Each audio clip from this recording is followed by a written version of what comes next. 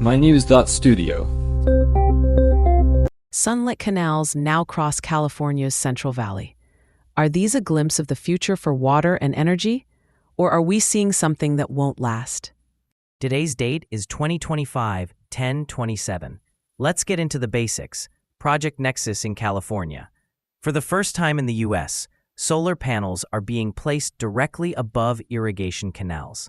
Why is this happening now? And just how big is this project? It's really about urgency.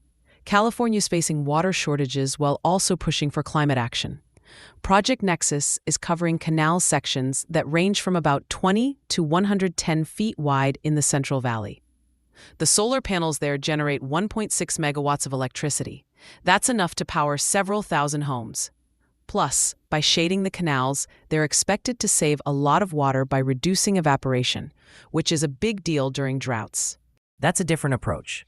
We usually hear concerns about solar farms using up farmland or open spaces. This sidesteps all that, right? No new land needed? Right, there's no new land use here. The canals are already in place, so there's no need to take over farmland or disrupt natural habitats. Plus, the panels get an efficiency boost. Suspending them over water actually keeps them cooler than if they were on land. And they're storing some of that energy too? There's a battery system involved? Yes, a 75 kilowatt iron flow battery has been installed. That lets them store electricity, so the power can be used even after sunset. It's a small battery for now, since this is a pilot, but it's really about testing reliability. The numbers I've seen are striking. Is it actually possible that if all 4,000 miles of California's public canals were covered, we'd save 63 billion gallons of water a year? That's what the estimates suggest. That much water could irrigate about 50,000 acres or supply around 2 million people annually. On the energy side, the panels could generate 13 gigawatts, more than half of what California needs in new solar by 2030. But building over water, doesn't that drive the costs up? What about engineering challenges or safety issues? Yes, the upfront costs are higher.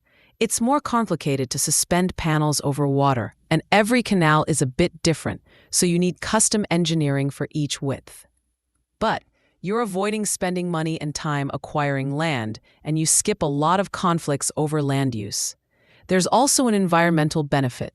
Shading the canals can reduce algae growth, which helps keep the water cleaner. Reception from locals is important. How have farmers and communities reacted? Any resistance so far? Support has actually been strong, mainly because farmland isn't being lost. Most concerns have been about construction safety and ongoing maintenance. The project partners have set strict safety guidelines, and there's regular communication with the public.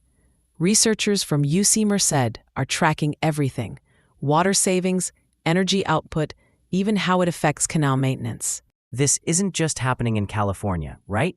Arizona's Gila River Indian community is starting a similar solar canal project. Could this be a model for other dry regions around the world?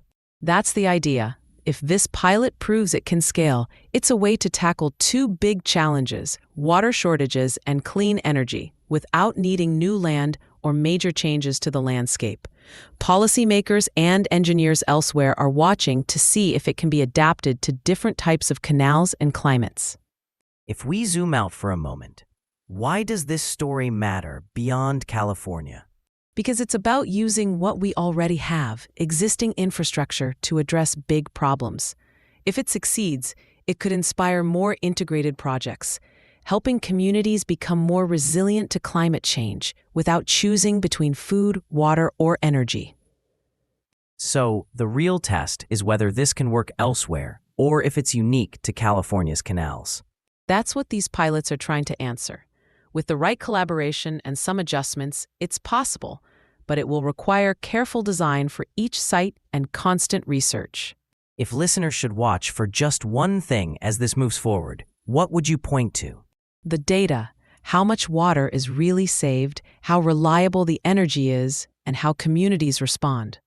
Those results will show whether this becomes a model to follow or just stays a California experiment.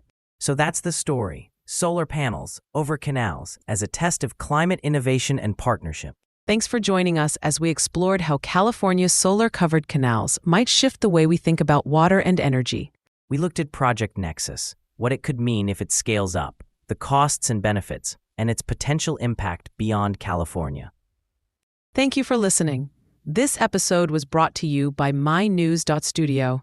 You can try it now for free.